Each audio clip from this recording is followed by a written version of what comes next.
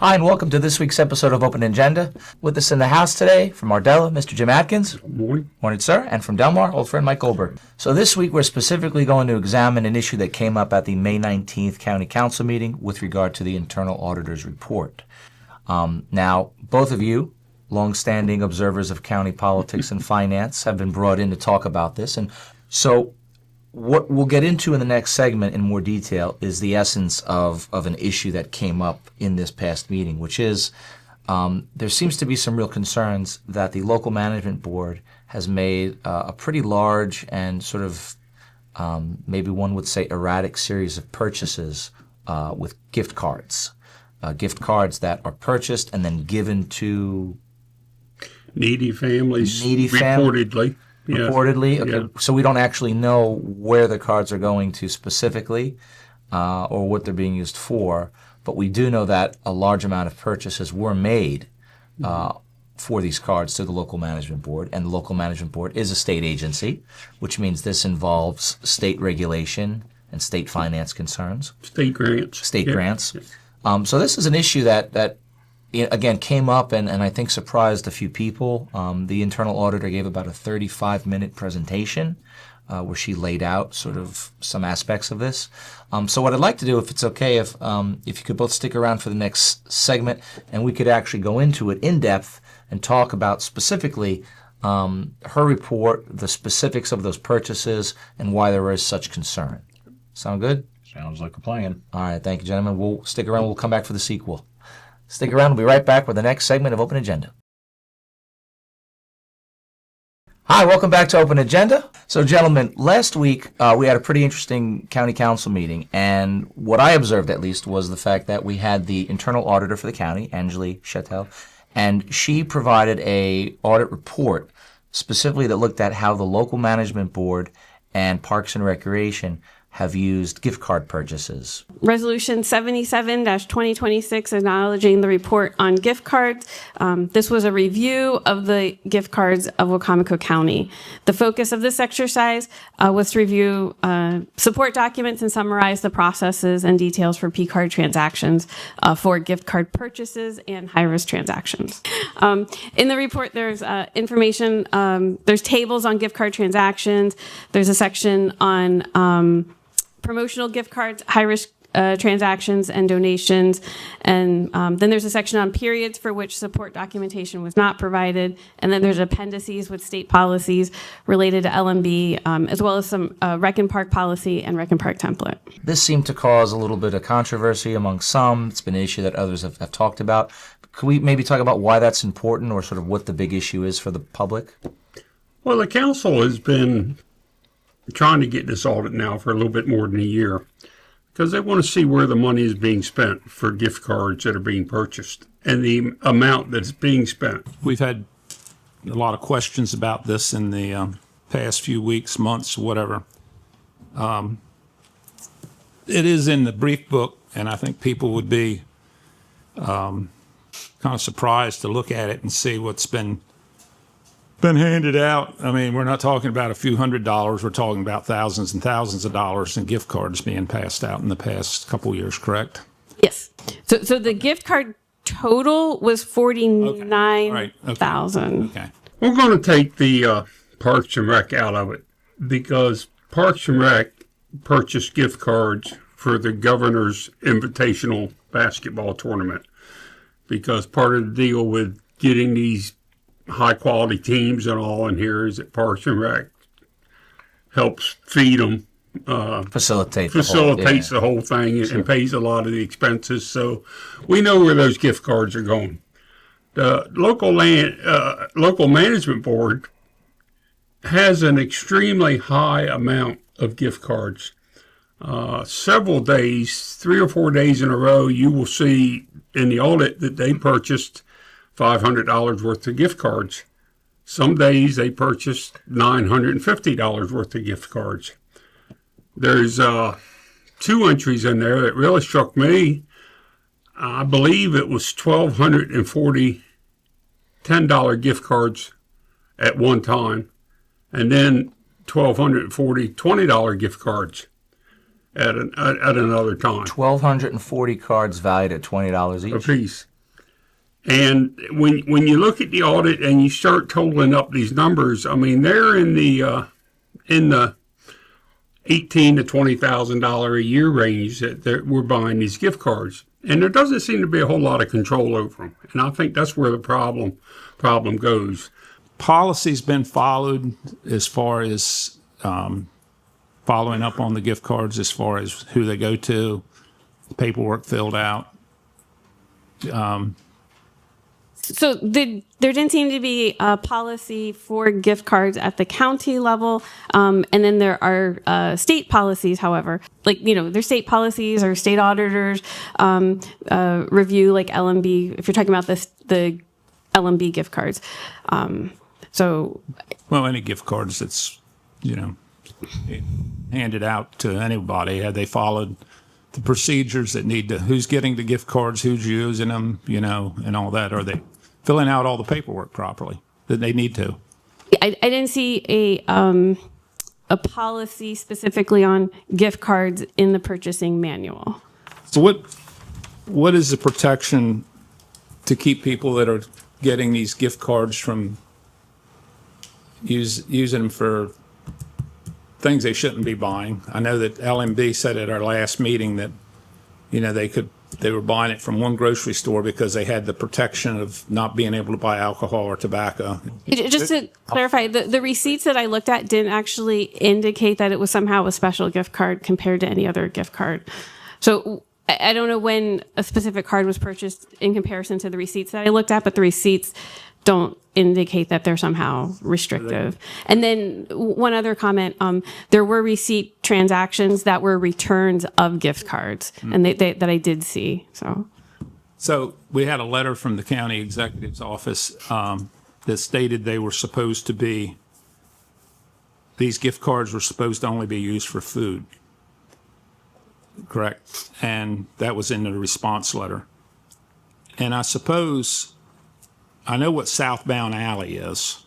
Okay, that's a bowling alley, correct? Is Regal Cinemas, where they've been buying gift cards for Regal Cinemas? there are some transactions for Regal.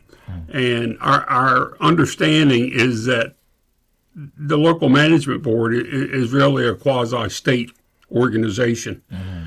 And that they're giving these gift cards out to families that are in need to be able to go buy food and help them buy food, which is great. And if the families need help, then we should be able to help them. Mm-hmm. But it seems like there's a total lack of control and recording on who gets these cards, where they go, and how much is spent. I don't know how you put controls on gift cards. Look, we have all kinds of public assistance programs out there. You have with the WIC coupons, you have welfare, you have all kinds of avenues by which people who are in economic straits can feed their families. Those can be tracked more easily, I believe, than the payment cards, and they need to be treated like any other expenditure. Who did it go to? When was it used? Where's the receipts? And if you don't have that supporting documentation that you would find on any ordinary expense report, then it lends itself to misuse. Well, my misunderstanding of all this, and it's really not a misunderstanding, it's just that everybody has a different way of doing things, and I would have a different way. Unsurprisingly, I would have a different way of doing it. If you go into a Food Lion grocery store between the 1st of November and December, when you're checking out, they will try to sell you a box of food to give to the needy. And it used to be $5. I think it may have gone up to $7, but either or. It's that prepackaged box. It's prepackaged, ready to go. Yeah. So, if we're going to do this and help these families out, why not eliminate all the possibility of misuse of gift cards and go with these boxes that you can give these families a box of food? Because that they're getting food with that. Otherwise, what are they getting? cigarettes? Well, Getting, bottle of wine? Well, or- they say, and I have not seen one of the gift cards, but they say that the gift card says cannot be used for tobacco or alcohol. And it may very well be. It's just the lack of control over these. Well, on that point, because you brought this up earlier, that the local management board is a quasi-state entity. So I guess we would ask, what are the state guidelines that they would have to follow, and why aren't they being followed if that's what's happening here? Well, that was, I believe, part of the audit, and I also If you don't have a paper trail, Yeah. then you don't have an auditable paper trail. Right. You really ultimately have no idea, how these cards are being used. Now, can either of you clarify? Because I've heard this stated by a few people. I don't know if it's a fact, but I've heard from some that the local management board is also doing away with gift card purchases after this year. Is that true? well, I mean, if If they're the state is doing away? yeah, I believe that it's all going in one together. That with the state doing away with them, that they're not going to be doing it either. Let me ask both of y'all: is the executive branch being cooperative with the audit by the internal auditor? Are they getting everything that they're asking for, or has there been any obstruction there? Those gift cards, for whatever reason,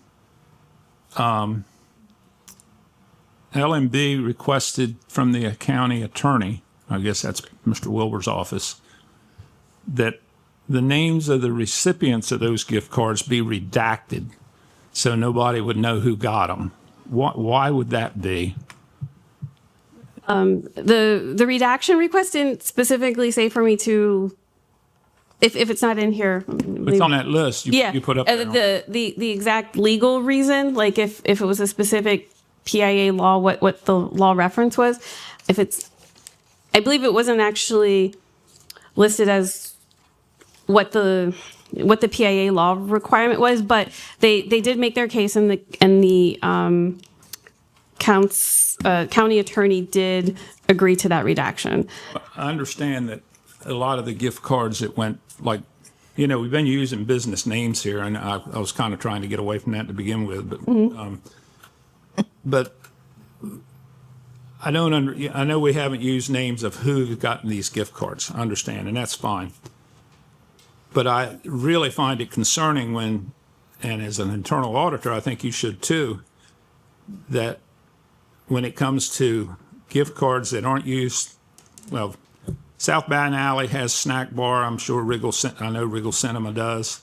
So I guess they could say, well, they used them there, but why redact those? I think that would have been a real good question for the internal auditor to get an answer from the attorneys. There were reasons that I saw in those emails, but it wasn't said to say in here under 18 or food insecure. So I don't want to misphrase what the county attorney said for stating what to state as the redaction. That food insecure, underage, didn't give permission, something like that. When you have an audit done on you, it's to highlight weaknesses you have in whatever you're doing. Right. And your response at that time is to fix those weaknesses, not to claim that somebody didn't send an email to something. So lack of cooperation was a big thing with that. And there's some history with that as well. If you think back to Safari at the Quarry, the audit that was done there was no cooperation, or little cooperation, I should say, from the executive branch. There was a lot of pushback, and for instance, we saw a financial statement that had absolutely no supporting documentation. So we really don't know how much taxpayer money was lost, although I can assure you it was a significant amount. But how is it that the executive branch gets away with being uncooperative with respect to these legitimate audits? Nobody likes to be audited. When you run a business or anything, you don't like to be audited. But you have to accept the fact that the auditor is there to point out weaknesses that you have, that if you fix, will prevent problems from happening. And you would certainly think after, I think about 16 years ago, when this county lost a whole lot of money from diesel fuel being stolen from the Public Works Department. Yeah, there's a history here. Yes, that they would just embrace this, that, yes, tell us what we need to do so we don't have this same problem again. But it's just, the executive is defending her people at all times and not looking to improve things. Where there's a weakness, there's going to be somebody to exploit that weakness. Where there's an informational or a power vacuum, somebody is going to fill that. But I hope that everybody in government keeps in mind that they are responsible to the taxpayers. They are supposed to be representing the taxpayers' interest, and sometimes I don't believe that they really are. Well, it seems to me that, okay, so if we are in agreement that certain county entities have done this and that the executive office is not being cooperative, can the council do anything to mitigate this? Can they pass legislation? In theory? In theory, I would say yes, that they could pass legislation, but it's the council and the executive is no different than the Congress of the United States. They can stonewall you. I mean, they can just stonewall you and not give you information when you're supposed to get it and give you bad information. It's my understanding that the executive branch is obligated to produce any documentation and to fully cooperate with respect to legislative issues. So if the council requests certain documents or certain information, the executive branch is obligated to supply those. If they don't, I think that the only recourse is actually through a lawsuit against the executive. Yes, because, and that's one of the biggest problems in this county with the county charter.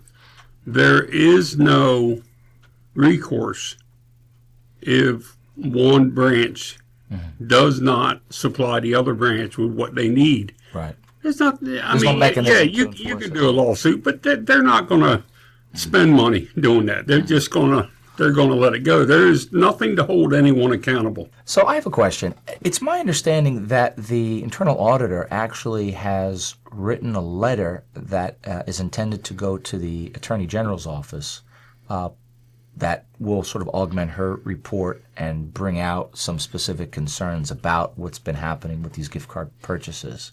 Is that true? Yeah, that was Councilman Holloway requested that. So I'm sure people are wondering what, all the concerns about this. The state of Maryland basically outlawed giving away gift cards a few years ago. But they also gave LMB the leverage to use gift cards if they followed a strict policy.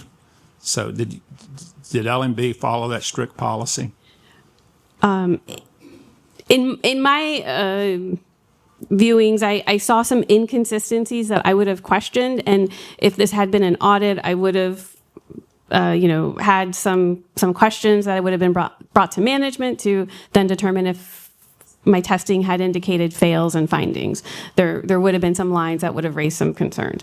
Then the other point was that to truly know if this was not in compliance with state law, maybe a state auditor should be the one to make that decision, or a state investigator of some sort. So would it be your recommendation that the council send your findings to the state auditor, Attorney General's office, or and I know they won't do county items, but they will do what the state, like LMB. So would it be your recommendation that the council send your review to the state auditor to see if they would like to review the past practices?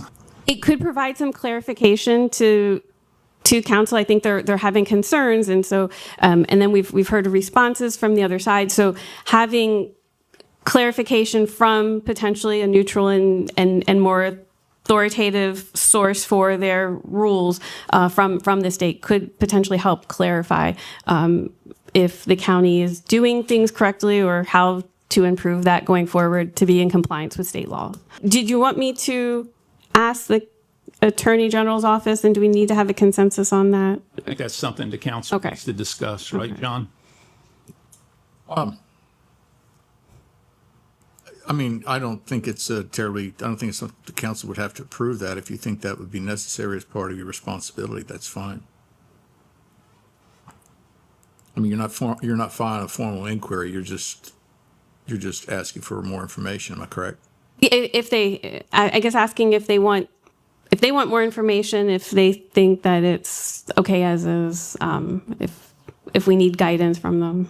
Yeah.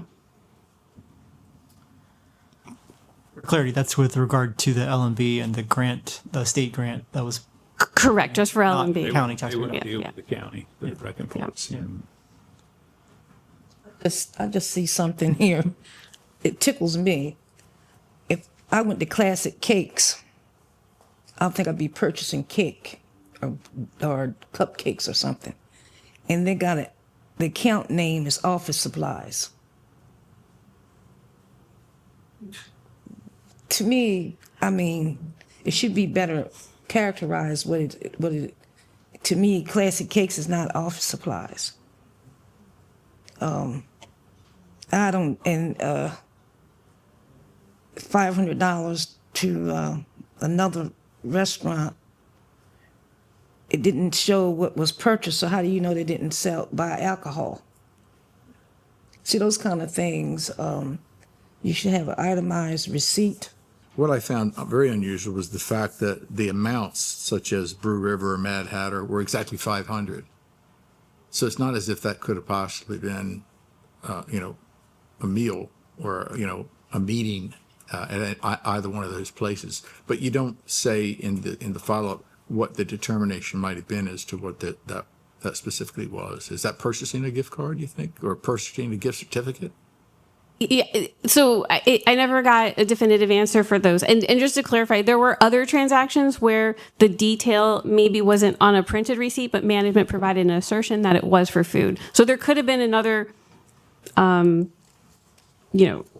whatever restaurant for $500, and then they said that it was for a banquet. There are some departments or units that do make large flat transaction amounts at restaurants to cater an event. So it is possible that it could have been for a catering event or something like food plus tip plus delivery or something else. Which makes sense, but Yeah. what's really complicated here is that there are a lot of determinations on what occurred, but, we're approving this resolution as in, to, I guess, codify the work done. But I don't see where there's any resolution to how we're resolving the problem. I know with local management board, they've stated they're no longer going to be using gift cards. But there's nothing in here that really gives us finite determination that there will no longer be, these practices will not continue. So where does that leave us? So the council could potentially, with county or council attorney assistance, draft legislation in some sort of way that regulates gift cards. There are other jurisdictions that have rules or banning of gift cards. What are you going to do? Just send a letter asking them to review your review your findings, or? I guess I could ask if they want to review the findings, or they're not findings, but if they would like to. Okay. Requesting Okay. to do it, not asking anything. Okay. Just tell them we think we have a problem. Does that rise to the level of a formal complaint, Mr. Benson? When you inquire with the Attorney General, does that rise to the level of a formal complaint? I mean, I assume it would be interpreted that way because I don't think they're going to do an investigation if you're not making a complaint. I didn't know. At first, I thought you were suggesting just for clarification on some issues. Right. So either we could request clarification or submit a complaint, which Just say if you did a review and you have serious questions about how the operation was running and if they would audit it. I think before we could make that decision and the council could make that decision, I think it would have to be a little more clarity as far as which specific violations or how you might choose or what you may decide need further review. Well, they won't I do don't want to anything send it but the across state the board. grants. They won't do anything but the state grants. They won't do anything they won't do rec and parks. They'll only do LMB. Correct?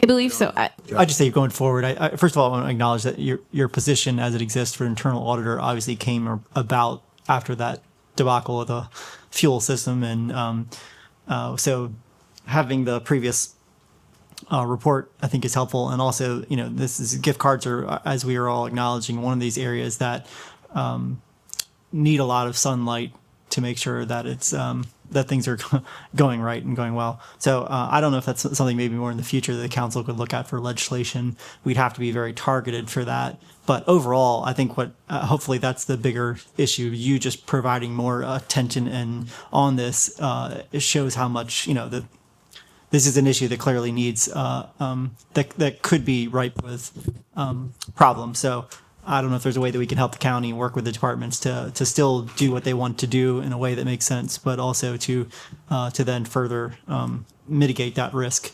But just the fact that you're looking over it is really a positive thing in general. So I just thank you for that. Thank you. Aren't they calling that waste, fraud, and abuse national? Yeah, we got to, and I think that's a positive. The more the folks that are in their position like yours, the more that we root out waste, fraud, and abuse, the more that people can believe in democracy, believe in government, and that's ultimately what we want. We want things to be done right and well. So I appreciate you taking the time to look at it. And it's going up because they are state funds, and they are handled by the state. So to get a true picture of what's happening with state money, the state needs to be involved in it. And they asked the auditor to draft a letter. Okay. And send up there so they could see if the state was at all interested in looking into the funds. Okay. So we might be at the beginning of a broader audit or investigation? We could be. Okay. We could be, or we could be at the state just says, you don't know. Hey, it's only taxpayer money. They'll get more. Well, yeah.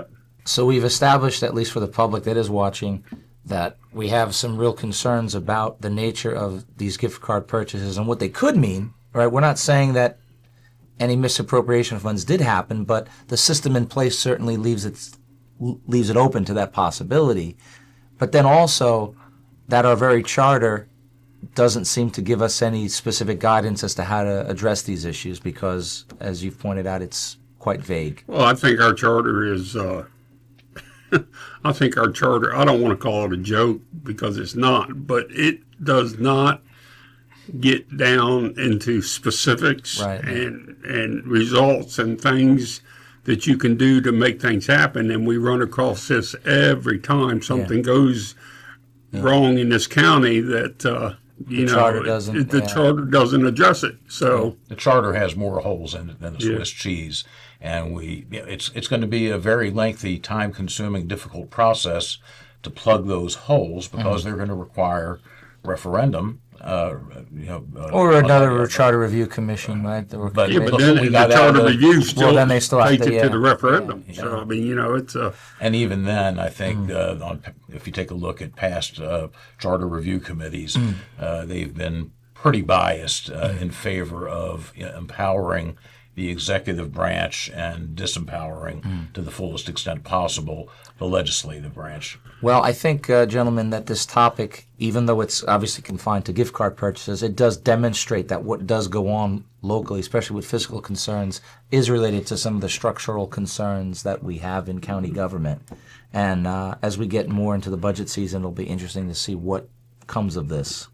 Well, gentlemen, thank you again for being on today. I appreciate your analysis and summary of what's been going on with the auditor report.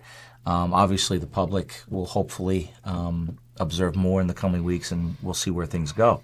So thanks for being here, of course. And thank you for watching. See you at the next episode of Open Agenda.